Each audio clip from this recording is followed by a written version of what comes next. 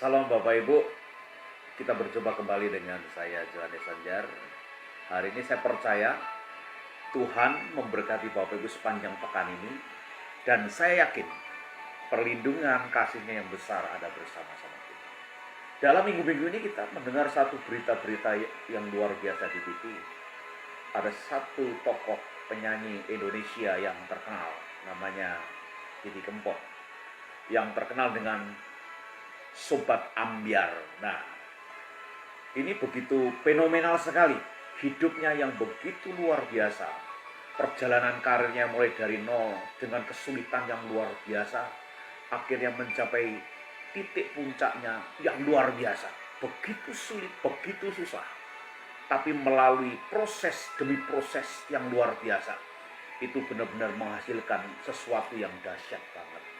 Nah, kita tidak akan membahas nyanyinya apa, kita tidak akan membahas ambiarnya bagaimana. Nah, kita tidak bahas itu, tapi ada satu hal yang kita pelajari. Kerja keras dan tahan banting melalui hidupnya dia yang pantang menyerah sehingga menghasilkan sesuatu yang luar biasa. Nah, pagi hari ini kita akan berbicara mengenai satu firman Tuhan yang luar biasa di dalam Filipi pasal kedua ayat 14 dan 15 ya. Mari akan saya bacakan ayat 14. Lakukanlah segala sesuatu dengan tidak bersungut-sungut dan berbantah-bantahan, supaya kamu tiada beraib dan tiada bernoda, sebagai anak-anak Allah yang tidak bercela di tengah angkatan yang bengkok hatinya dan yang sesat ini, sehingga kamu percaya di antara mereka seperti bintang-bintang di dunia, sambil berpegang kepada firman kehidupan, agar aku dapat bermegang pada hari Kristus bahwa aku tidak percuma berlomba dan tidak percuma bersusah-susah. Nah, hari ini kita akan berbicara mengenai panah api roh jahat. Panah api roh jahat yang hari ini banyak dilempar ke gereja Tuhan, diarahkan kepada orang-orang percaya, namanya bersungut-sungut. Nah, Alkitab tadi berkata, menjelaskan, lakukanlah segala sesuatu dengan tidak bersungut-sungut. Nah, saudara-saudara, apa yang terjadi yang kita lihat sekarang ini di TV, di media sosial, kita lihat begitu persungutan, begitu, waduh, pokoknya hal-hal yang sangat-sangat tidak membangun, hal-hal yang sangat membuat orang-orang melampiaskan kekecewaannya, persungutannya, karena begitu aturan pemerintah begitu ketat, tidak boleh ini, tidak boleh ngumpul, tidak boleh ini dan itu sebagainya, dan orang-orang banyak bersungut-sungut, bahkan ada yang melanggar aturan itu, sehingga mereka berprinsip mati-mati, hidup-hiduplah urusan belakang. Nah, ketika mereka kena penyakit, nah baru mereka mengerti apa itu hasil dari persungutan. Dan mereka juga bersungut-sungut mengenai sumbangan, saya kok nggak dapat, saya kok seperti ini, yang lain dapat, yang mestinya saya orang miskin dapat, kenapa dia kaya kok dapat. Itu terus dan terus begitu luar biasa. Nah, mengenai hal persungutan itu tidak heran. Ada sekitar bertahun-tahun, ribuan tahun lalu, bangsa Israel juga mengalami namanya persungutan. Dalam Keluaran pasal 14 ayat 11, nanti Bapak Ibu baca di rumah. Saya akan bacakan Keluaran pasal 15 ayat 22 dan 23. Keluaran pasal 15 ayat 22 dan 23, saya akan membacakan begini. Musa menyuruh orang Israel berangkat dari Laut Tebrau, lalu mereka pergi ke padang gurun Syur. 3 hari lamanya mereka berjalan ke padang gurun dengan tidak mendapat air. Sampailah mereka di Mara, tetapi mereka tidak dapat minum air yang di Mara itu, karena pahit rasanya. Itulah sebabnya dinamai orang itu tempat itu Mara. Lalu bersungut-sungutlah bangsa itu kepada Musa, kata mereka, apakah yang akan kami minum? Nah, ini persungutan bangsa Israel itu luar biasa. Bangsa Israel keluar itu dengan satu mujizat yang besar. Bayangkan, tiap hari Tuhan kasih makan, tiap pagi Tuhan kasih mujizat. Kalau malam kedinginan Tuhan kasih namanya tiang api, siang kepanasan Tuhan kasih tiang awan. Tapi masih bersungut-sungut, begitu luar biasa sekali. Nah, sudah kita akan belajar. Apakah sih ciri orang bersungut-sungut itu? Mari kita lihat satu. Mungkin ada dalam diri kita nih ya. Mari kita. Pertama, orang yang bersungut-sungut itu adalah mudah merasa kesal ketika harapan yang tidak sesuai dengan kenyataan. Itu yang pertama, ciri pertama. Orang bersungut-sungut. Yang kedua, mencari kesalahan terhadap orang lain dan pemimpin. Ini yang dialami bangsa Israel. Bangsa Israel kesel banget, nggak sesuai kenyataan di padang gurun, nggak dapat air lagi. Dia nyalahkan pemimpinnya lagi. Nah, yang ketiga, orang bersungut-sungut itu apa cirinya? Selalu ngomel dan ngomel, penuh ketidakpuasan, selalu tidak puas, grundel bahasa Jawanya itu, selalu ngomel melulu. Nah, yang selanjutnya, ciri orang bersungut-sungut, selalu melihat kekurangan dan kesalahan orang lain daripada kebaikan orang itu. Nah ini, lihat kekurangannya terus. Ini yang lebih parah yang terakhir nih.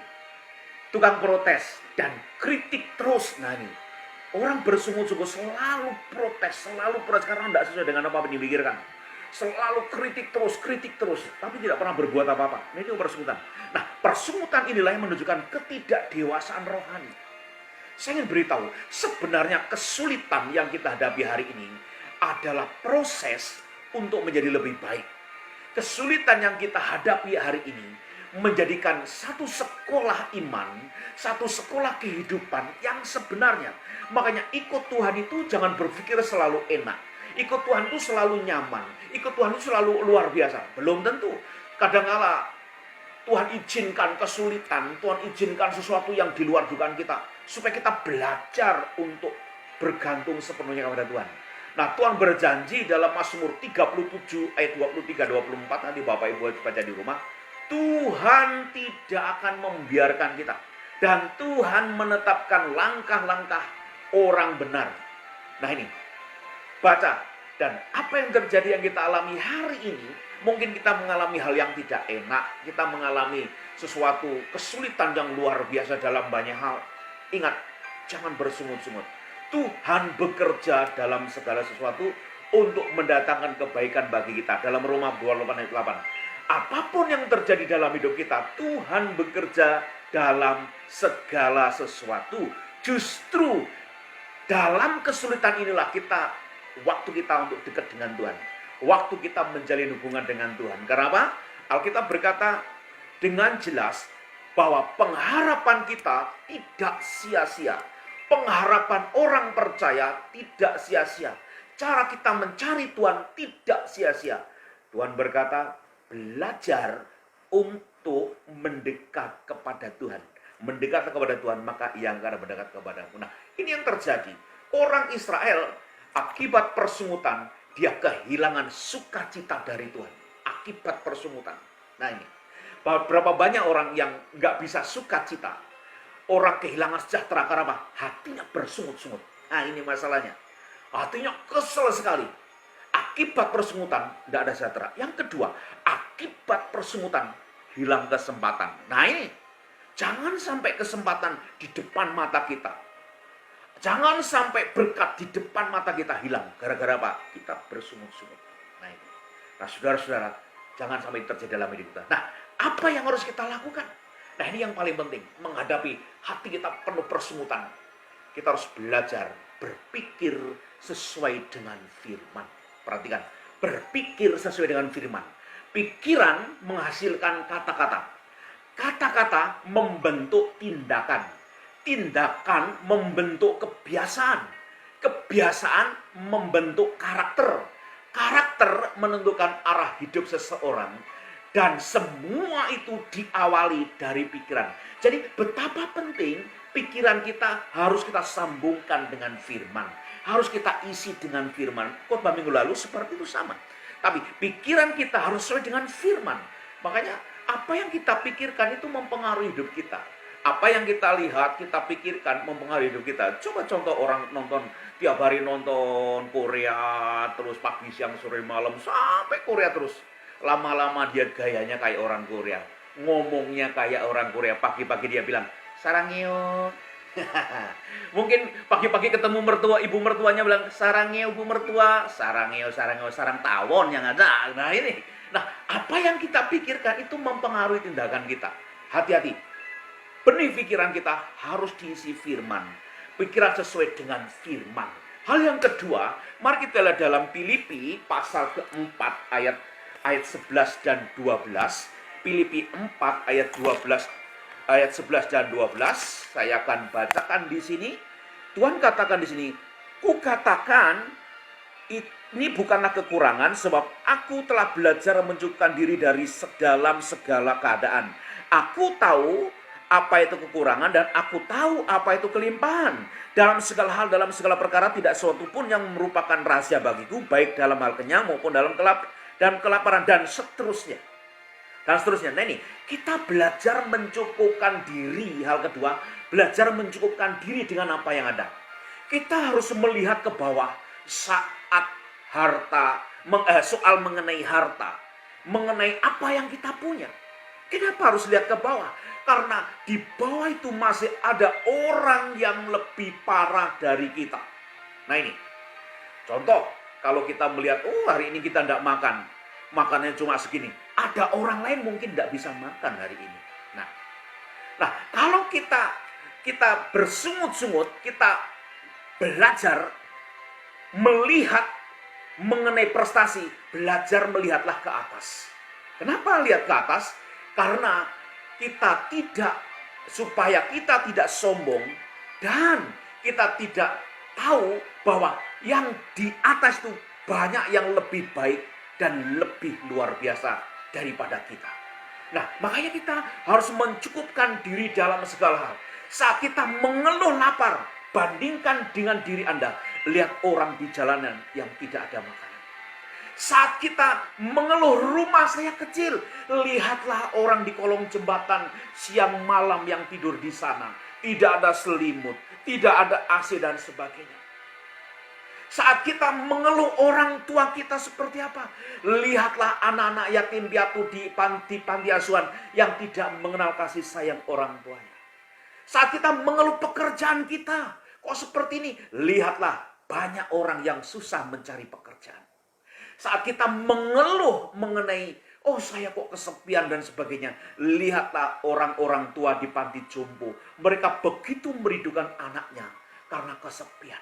Jadi apa yang ada dalam diri Anda yang Tuhan percayakan, di mejamu ada makanan, di mejamu tempat tidurmu enak, selimut yang hangat, di luar sana banyak orang hari ini tidak mengalami.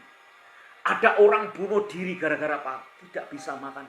Bukankah Bapak Ibu kemarin melihat di televisi, di medsos, ada ibu karena kekurangan makan, dia racuni anaknya dan dia juga bunuh diri. Saudara-saudara, inilah yang terjadi. Jadi kita tidak ada alasan untuk bersungut-sungut karena apa? Kita Tuhan pelihara sampai detik ini. Hal yang terakhir, belajar mengucap syukur. Nah ini, 1 Tesalonika, saya akan bacakan 1 Tesalonika pasal kelima.